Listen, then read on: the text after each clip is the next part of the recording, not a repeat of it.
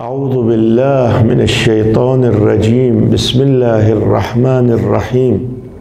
كيف يتفوق طالب العلم؟ كثير من الطلاب لما يبدون بالتحصيل يسألون هذا السؤال.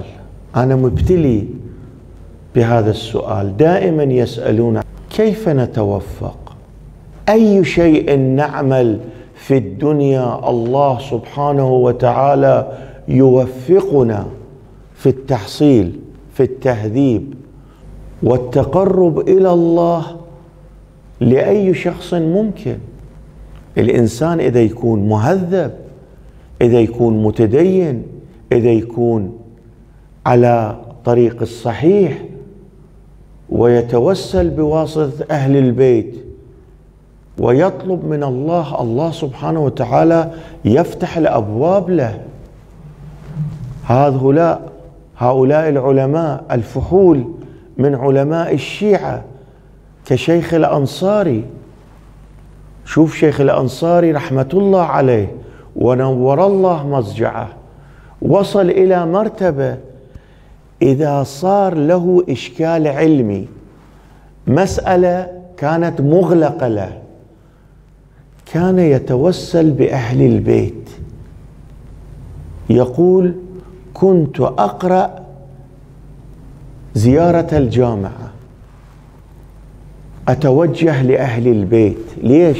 لأن الله سبحانه وتعالى عرفهم: تبارك الله أحسن الخالقين.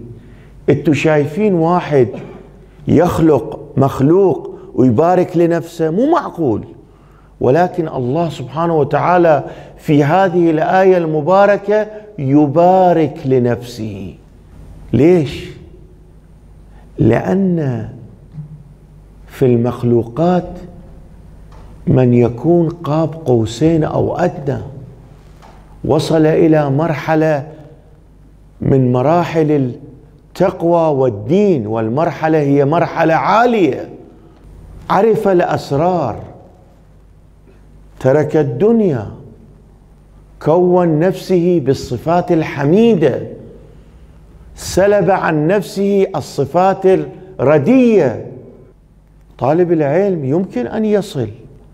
كيف يمكن أن يصل طالب العلم إلى مقام العالي بحيث يتوجه الله سبحانه وتعالى له، يوفقه، يرفعه، يعطيه نورانية بالعلم؟ العلم نور يقذفه الله في قلب من يشاء. كيف يمكن؟ أحد الطرق الصبر. الله سبحانه وتعالى يرفعك إذا صبرت. يوم من الأيام وصل في النجف الأشرف بالنسبة إلى علمائنا الأبرار الذين وفقهم الله لخدمة الدين، ما عندهم شيء يأكلون. وأيضا في قوم، والدي نقل رحمة الله عليه أنه كان عندي حجرة في الفيضية أبقى هناك، كان لي صديق أيضا في الحجرة، كنا مقسمين الأشغال في الحجرة، يوم هو يطبخ يوم أنا، هو يجهز الطعام أنا أجهز الطعام. يوم الذي كان نوبة صديقي سألت منه: شنو عندنا اليوم غدا؟ قال: والله الميرزا اليوم كل شيء ما عندنا، ولا فلوس عندنا ولا شيء في الحجرة. شوف الله سبحانه وتعالى كيف يرزق طالب العلم. رسول الأعظم قال: كافل لرزق طالب العلم هو الله.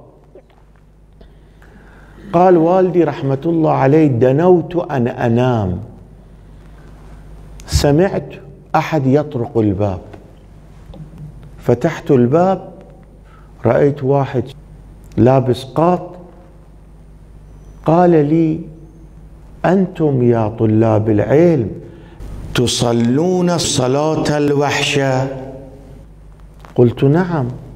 قال: هذا مبلغ، اليوم لا تنسون احنا كان عندنا ميت دفناه واليوم أنتم صلوا صلاة الوحشة له. دخلت إلى الحجرة وأغلقت الباب وأخذتني الدمعة.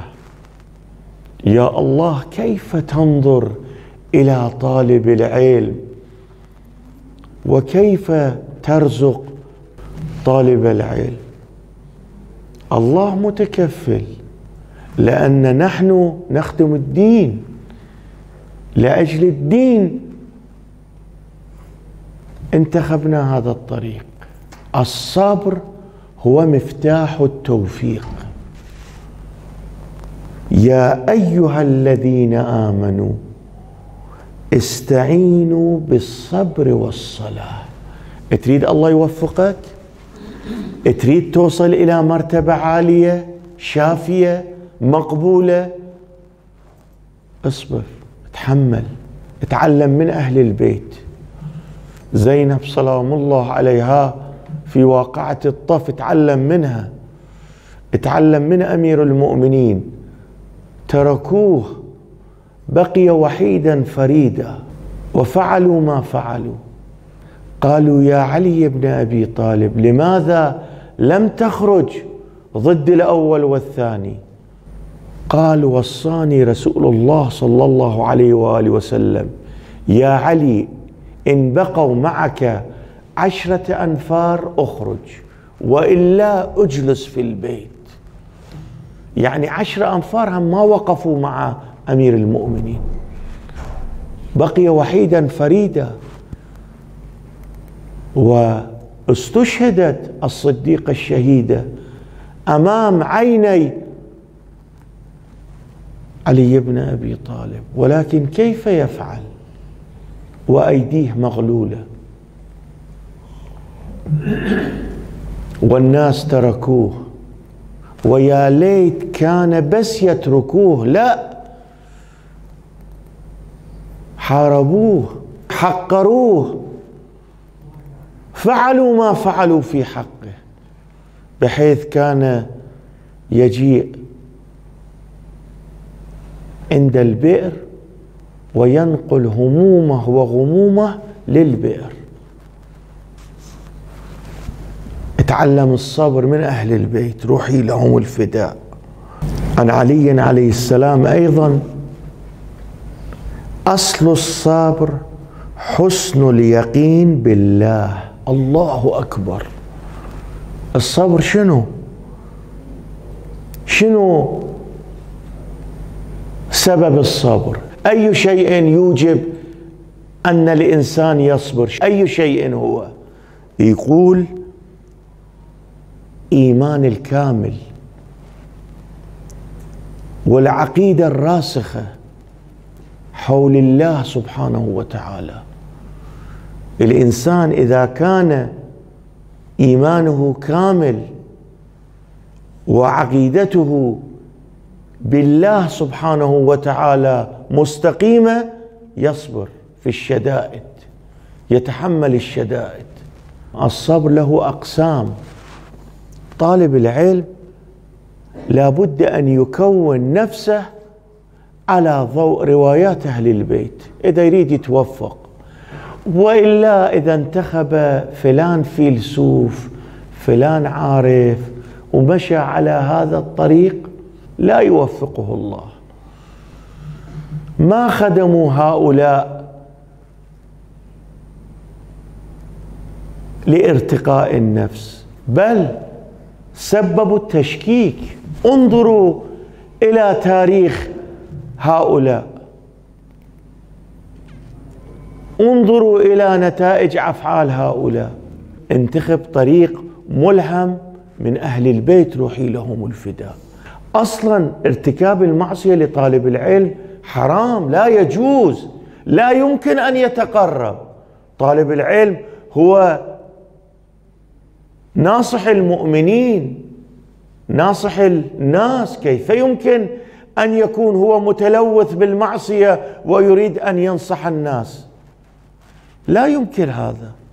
ولذا يقول إما صبر على المصيبة أو صبر على الطاعة أو صبر عن المعصية. وهذا القسم الثالث أعلى درجة من القسمين الأولين، يعني الصبر على المعصية، لا ترتكب معصية. وإن شاء الله نستمر بالكلمات بالجلسات الآتية، والحمد لله رب العالمين. اللهم صل